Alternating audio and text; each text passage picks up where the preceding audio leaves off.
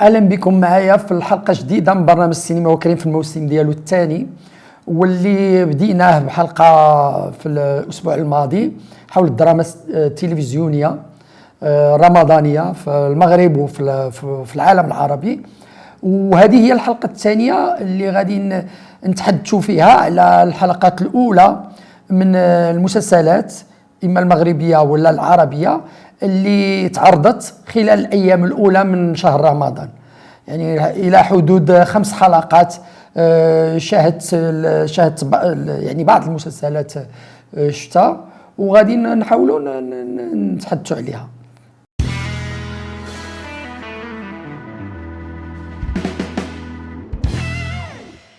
بخصوص الدراما التلفزيونيه المغربيه في هذا الموسم الرمضاني، غادي نتحدثوا في هذه الحلقه على 3 ديال المسلسلات.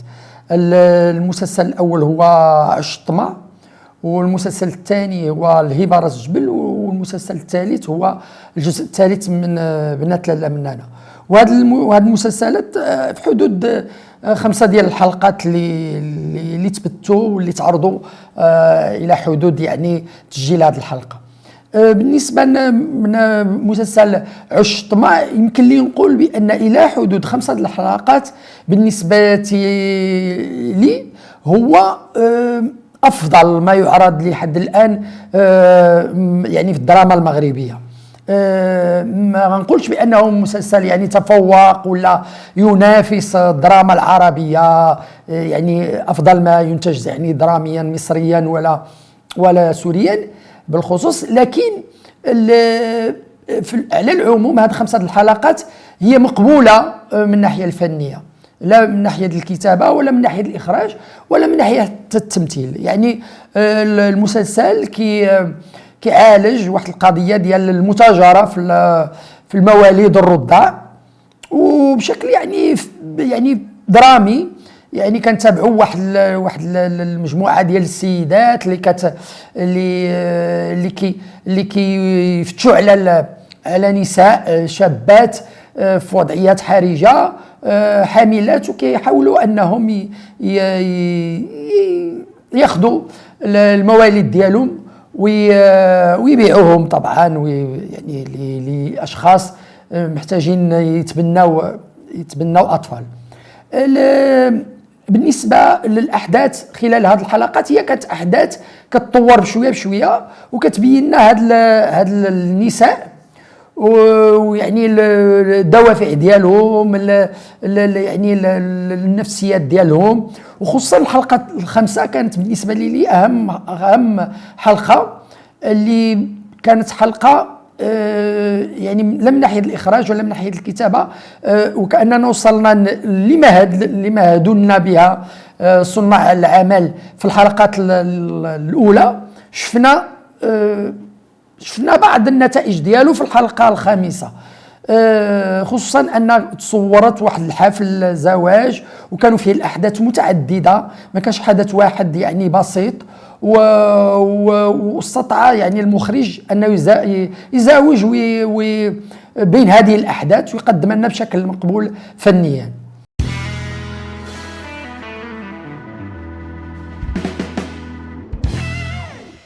المسلسل الثاني هو الهبه راس الجبل، واللي كيتبث في قناه MBC 5. هذا المسلسل هو ماخوذ عن مسلسل لبناني بنفس العنوان بنفس الاحداث، هو الهبه، وكان مسلسل ناجح وتم مغربته، لكن للاسف الشديد هذا المسلسل فاقد للهويه المغربيه، ليس فيه اي شيء مغربي من غير الدارجه اللي كيتحدثوا بها الشخصيات والممثلين المغاربه. يعني اذا تحدثنا على المغاربه مثلا وكنرجعوا وكان يمكننا نقارنوا مثلا المسلسلات ديال شفيق السحيمي اللي هي مأخوذه عن روايات عالميه، يعني قدر انه يقتبس روايات عالميه ويمغربها ويعطيها روح مغربيه وهويه مغربيه. يعني في تربه كنحسوا بان التربه ديال الاحداث وديال الدراما كلها مغربيه، لكن للاسف العكس هو اللي وقع في مسلسل الهبه راس الجبل، كون ان الاحداث هو كاين واحد النوع ديال يعني خداو هذه الاحداث وحاولوا انهم يبدلوا فيها شي شويه وديال يعني المسلسل الاخر، لكن البنيه ديال العمل وتطور الاحداث هي كتبقى هي نفس البنيه ديال المسلسل اللبناني.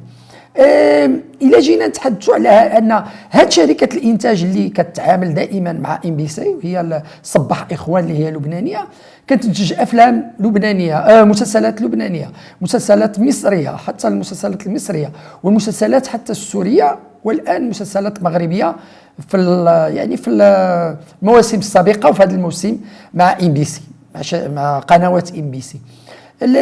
ملي كنشوفوا هاد المسلسلات اللي كتنتجهم هاد شركه الانتاج صباح اخوان،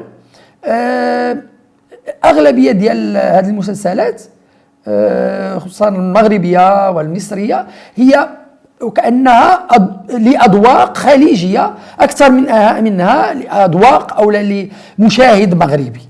اذا استثنينا بعض المسلسلات الان فهاد مثلا اللي كتعرض الان، اذا وغادي نجيو نتكلموا عليها، نتكلموا على المسلسلات العربيه، مثلا مسلسل مولانا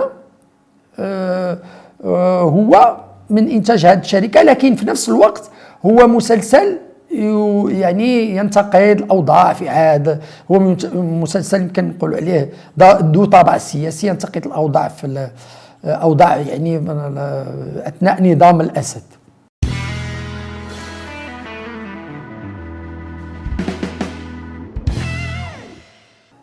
بخصوص الجزء الثالث من بنات لاله منانا، غنبدا بواحد الملاحظه اللي لاحظناها في هذه الايام الاولى من نقولوا واحد يعني 5 أيام الى حدود 5 أيام من البث ديال المسلسلات، ان المسلسل اللي الى الان بدا كينوض ضجات وفي مواقع التواصل الاجتماعي والهجوم عليه بدا مبكرا، هو المسلسل ديال بنات لاله منانا الجزء الثالث.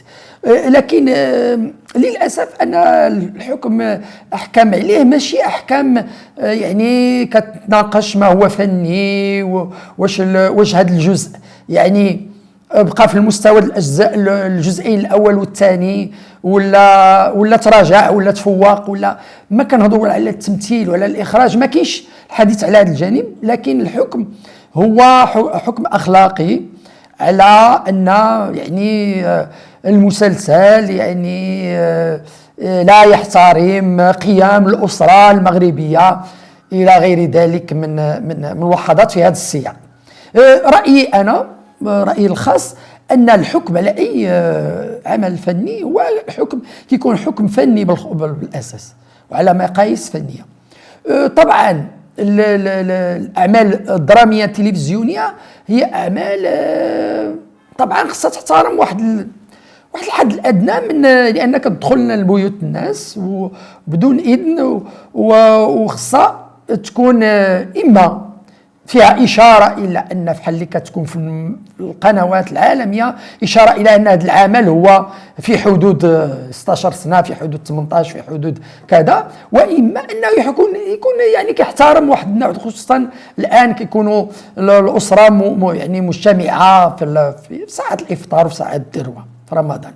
ماشي بحال السينما اللي حنا كنمشيو طبعا كنمشيو عن اختيار وكندخلوا الافلام وكنعرفوا الفيلم اللي غنشوفوهش من يعني عارفين شنو غادي نشوفوا. لكن من خلال مشاهده الحلقات الاولى من مسلسل مننا كنشوف ان مبالغه هاد الضجه اللي حولوا الان وهذا الهجوم اللي عليه من الناحيه الفنيه، هي من الناحيه الاخلاقيه هي مبالغ فيها. ما كاينش اشياء في المسلسل كتدعو ان هذا الهجوم.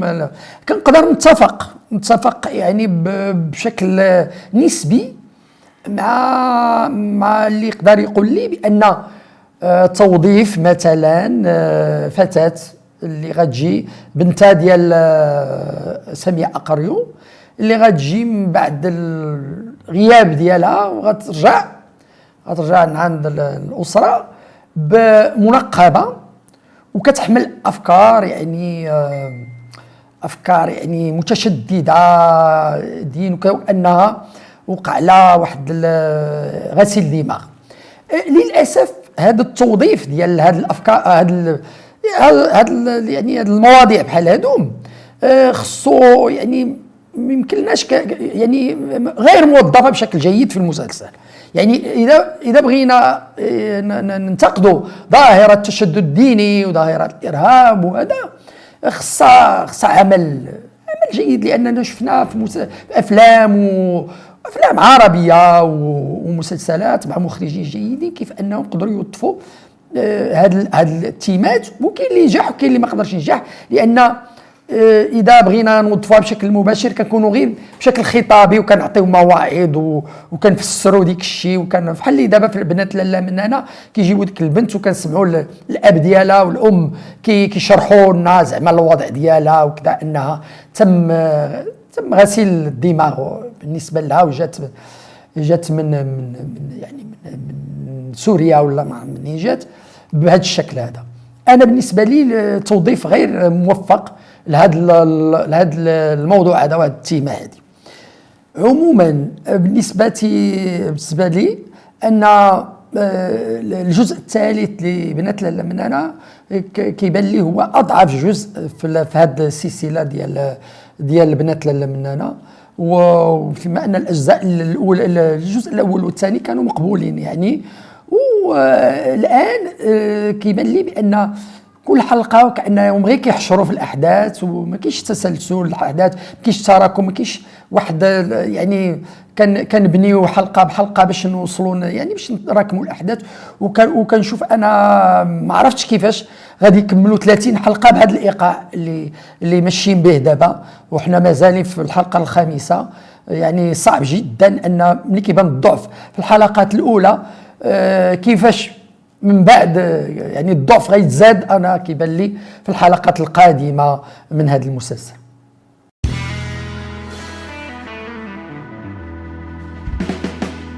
بخصوص الدراما العربيه غادي نتحدث في هذه الحلقه على مسلسلات مصريه ومسلسلات سوريه.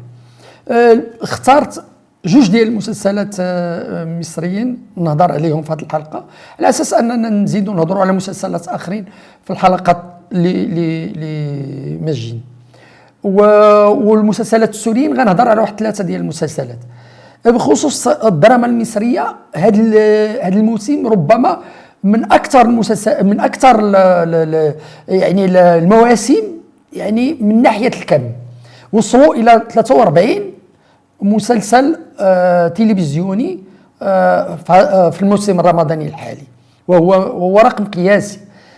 لكن اذا جينا نشوفوا بالنسبه لي، لان المسلسلات والعديد من المسلسلات شفت الحلقات ديالهم الاولى، هذا الموسم هو اقل قيمه فنيه من الموسم السابق، او نقولوا كاع من المواسم السابقه، الموسم السابق وما قبله وما قبله. هذا الموسم وكانه اعاده انتاج نجاحات دراميه شفناها في الموسم السابق والموسم الذي قبله. بعض النجوم نجحوا في بعض المسلسلات، نجحوا جماهيريا ونجحوا نقديا، وكيحاولوا يستغلوا او شركات الانتاج كتحاول تستغل نفس النجاح، يعني ضلوا يعني كيعاودوا نفس الشخصيات اللي نجحت في المواسم السابقه. لكن هناك استثناءات طبعا. اذا بغينا نتحدثوا على مسلسل عين سحريه اللي هو بالنسبه لي افضل مسلسل درامي مصري لهذا الموسم هذا. هذا المسلسل هذا خارج على السياق وخارج على هذه الملاحظات اللي قلتها بخصوص الدراما التلفزيونيه المصريه. التميز ديال هذا المسلسل هو انه الكتابه بشكل جيد، يعني مكتوب بشكل جيد، الاحداث تتطور يعني حلقه بعد اخرى. هناك نوع من التشويق كيخلينا كمشاهدين ننتظروا ديما الجديد، وننتظروا ديما يعني في اخر القفله اللي كتكون في اخر كل حلقه كتعطينا واحد التشويق اننا نشوفوا شنو جاي في الحلقه اللي موراها. بالخصوص وعاد فيه مسلسل فيه فكره وفيه يعني كيعالج واحد القضيه ديال الفساد المالي والاقتصادي يعني ديال الناس في المجتمع المصري. واحد المحامي شخصيه غامضه، كل مره كنكتشفوا جانب من الجوانب ديالها، شخصيه مركبه، كل مره كنزيدوا نكتشفوها لحدود يعني الحلقه الخامسه ولا السادسه. مازال هذه الشخصيه كتعطينا يعني كنكتشفوا الابعاد ديالها المتعدده حلقه بعد اخرى. اللي هذه الشخصيه اللي كيجسدها بكل تميز الممثل المصري باسم سمره في المواجهه ولا يعني مع شخصيه اخرى اللي كيجسدها الممثل والنجم القادم بقوه، لا في السينما ولا في التلفزيون ولا في الدراما التلفزيونيه المصريتين، عصام عمر. هذا عصام عمر شاب مطحون يعني يكافح من اجل يعني ان يعيل اسرته، الام ديالو والاخ ديالو الصغير، لكن يتميز بنوع من الذكاء وقادر انه يدخل.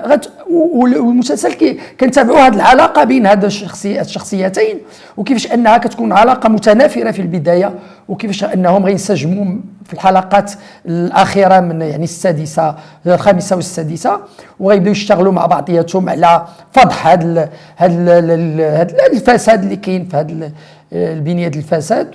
وبطريقه يعني اللي كاين فيكم اللي شاف هذه الحلقات الاولى واللي ما شافهاش، بلا ما نحرق له الاحداث، من بعد نزيدوا نهضروا باكثر يعني تفصيلا في الحلقات المقبله على هذا المسلسل اللي كنشوفوا انه باقي ممكن يعطينا الجديد، وخصوصا لا بقى ماشي بهذا الايقاع اللي بدا به الحلقات الاولى.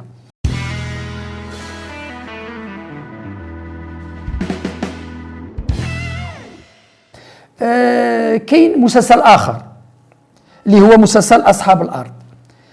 اصحاب الارض يعني كاين دابا مثلا في الصحافه ومتخصصه المصريه عطيها واحد الهاله. وبالنسبه لي شفت الحلقات الاولى يعني ماشي من المسلسلات اللي عطاتني، كنت كنتظر افضل من ما شفتو في وجهه نظري في الحلقات الاولى. هو مسلسل كيعالج بشكل مباشر ما يقع في غزة، أحداث غزة. وبالنسبة لي هناك أفضل يعني القضية الفلسطينية أعطت سينمائيا بالخصوص أعمال جيدة تتناول القضية الفلسطينية، ماشي بشكل مباشر بحال اللي كنشوفوا في هذا المسلسل. يعني إلا شفنا أعمال ديال مخرجين ميشيل خليفي وإلياس سليمان ومخرجين آخرين فلسطينيين قدروا يتناولوا القضية الفلسطينية في تشعباتها في أبعادها بشكل أفضل. هنا كنشوفوا كأننا إعادة إنتاج الواقع، وكأننا نمشيو نشوفوا الأحداث بحال اللي تبينوا منا قناه الجزيره ولا في شي افلام وثائقيه مباشره، افضل من نتبع انا احداث بهذا الشكل هذا اللي ما فيهاش جهد يعني فني مقبول بخلال وجهات نظري الخاصه.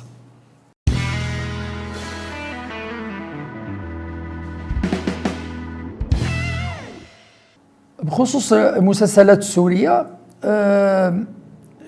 تبعت الحلقات الاولى ديال 3 ديال المسلسلات السوريه، هي مسلسل عيلة الملك، مولانا، والقصر لا زمان لا مكان. وهاد 3 ديال المسلسلات يمكننا ندخلوها في يعني في نوع جديد في الدراما السوريه.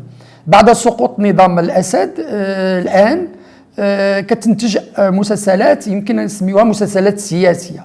هاد النوعيه ديال هاد المسلسلات ولا كاع الاعمال لا السينمائيه ولا الدراميه كنعرفوا بانها في التاريخ ديال السينما خصوصا في العالم العربي ملي كيسقط واحد النظام الجديد كيفتح المجال، وكنشوفوا بان يعني انتقاد حاد للنظام السابق. كيكون هاد النوعيه ديال الاعمال اما كتنتج اعمال جيده فنيا، ولا كتكون غير مجرد تصفيه حسابات مع النظام السابق ويعني تلميع الوجه ديال النظام الجديد اللي جا بعده. مثلا نقدروا نقولوا امثله في السينما العربيه. كاين مثلا افلام اللي تنتجت في السبعينات في مصر بعد وفاه جمال عبد الناصر ومجيء نظام الرئيس انور السادات. افلام بحال احنا بتوع الاتوبيس ولا الكرناك. بالنسبه لي اهم مسلسل من هاد الثلاث مسلسلات اللي قلت اللي كتناول حقبه بشار الاسد هو مسلسل عيلة الملك. هذا المسلسل يعني القوه ديالو كتجلى في انه كيتناول الفساد السياسي والاقتصادي في عهد نظام الاسد بشكل فني، يعني ماشي بشكل مباشر، يعني انتقاد ما كنسمعوش خطاب مباشر ينتقد نظام الاسد، بالعكس من خلال واحد العائله اللي هي عائله الملك اللي ديال واحد رجل اعمال مهم كان في النظام الاسد الاب ثم في النظام الاسد الابن. وهذا الاب عنده اسره ممتده، يعني عنده ابناء كانوا من ام اولى، ابناء عاشوا في حي الشعبي، ثم ابناء من زوجتين اخرتين. هادوم ابناء اللي هما محظوظين وهما اللي غادي نشوفوهم في الحلقات الاولى الى حدود الحلقه السادسه، هما اللي كيمثلوا امتداد للنظام الاسد بعد وفاه الاب اللي هو الاب. ورغم انه كان مع نظام الاسد، خصوصا ان النظام السابق ما قدرش، نظام الاسد الاب ما قدرش يطور نفسه ويمشي مع الفساد الكبير اللي اصبح في حقبه الاسد الابن او بشار الاسد، في حين ان ابنه الاكبر هو الاكثر قربا والاكثر يعني معرفه وانسجاما مع النظام الاسد بشار الاسد. هذا الصراع داخل هذه العائله وهذه الاسره بين الابناء ديال هذا رجل الاعمال اللي غادي نفهموا بشكل غير مباشر انه تم يعني اغتياله من طرف النظام. هذا الصراع اللي كنشوفوه كيتطور وماشي كيتطور من حلقه لحلقه وبشكل جيد من الناحيه الدراميه، كيجعلوا بالنسبه لي اهم مسلسل درامي سوري، ونقدر نعملوا في المرتبه ديال مثلا عين سحريه في مصر، وهذا في الدراما السوريه في هذا الموسم الرمضاني.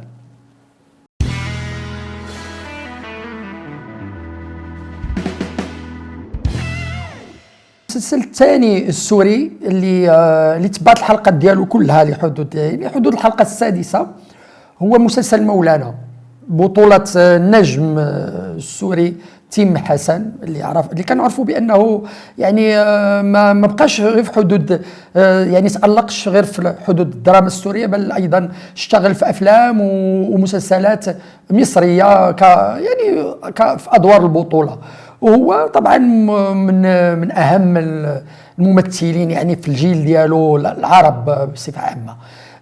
هذا المسلسل يمكن لي نوضعوه يعني تقريبا في نفس القيمه ديال مسلسل عيلة الملك او بعده في القيمه الفنيه، يعني مسلسل حتى هو كيتناول قضيه يعني الظلم يعني وحتى هو كيدور في الحقبه ديال بشار الاسد، وكيف ان العسكر والجيش كانوا يعني مسيطرين على الحكم وكيديروا ما بغاو وكيظلموا الناس، لكن هناك ذكاء درامي في الفيلم وكيقدم لنا هذه الحاله من خلال شخص غادي يضطر انه يرتكب جريمه قتل بشكل يعني ماشي مفكر فيه، يعني واحد السيد كيظلم الزوج ديال اخته، يعني حتى هو ينتمي للجيش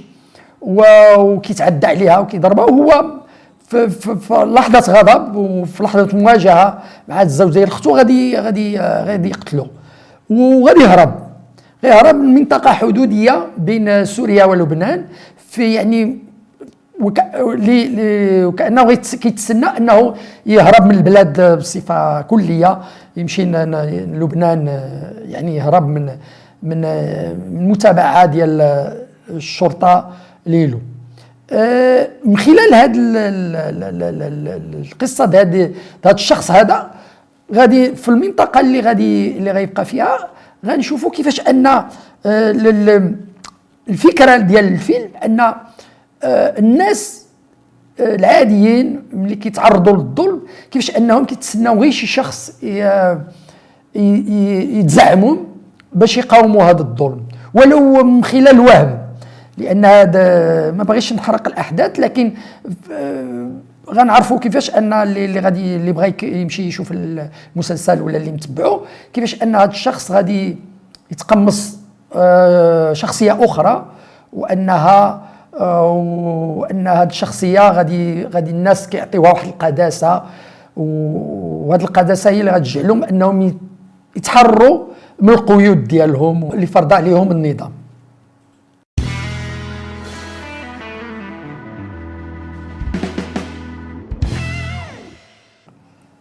المسلسل الثالث اللي كيدخل في هذه الموجه ديال المسلسلات السوريه السياسيه اللي كتنتقد نظام بشار الاسد هو مسلسل القيصر لا زمان لا مكان. لكن من وجهه النظر ديالي هذا المسلسل كان اقل قيمه فنيه في الحلقات ديالو الاولى من المسلسلين السابقين، لان كيبان فيه الانتقاد بشكل مباشر، وكيبان فيه الاشياء اللي كتكون شويه كتكون ما كتخليش الدراما تكون بشكل فني. هو كاين كاين الشر من جهه، كاين الخير من جهه، كاين يعني الاسلاميين ضد النظام الاسد، الاسلاميين هم الخير، النظام ككل وماشي غير النظام، يعني الاشخاص. ما كاينش الرمادي، ما كاينش ديك الشخصيات الرماديه. وللاسف ان الدراما القوه ديالها كتجي من هاد الشخصيات الرماديه، هي اللي كتعطي القوه لاي مسلسل، والخطابه والمباشره هي اللي كتقتل الدراما وما كتخليهاش. واللي كنشوفوا في هذا المسلسل هو انه بما ان بكثره ما كينتقد نظام بشار الاسد، هو كيحاول يلمع الصوره ديال النظام الجديد اللي حاكم الان، من خلال خطاب شويه الخطاب ديني ديال بعض الشخصيات الرئيسيه.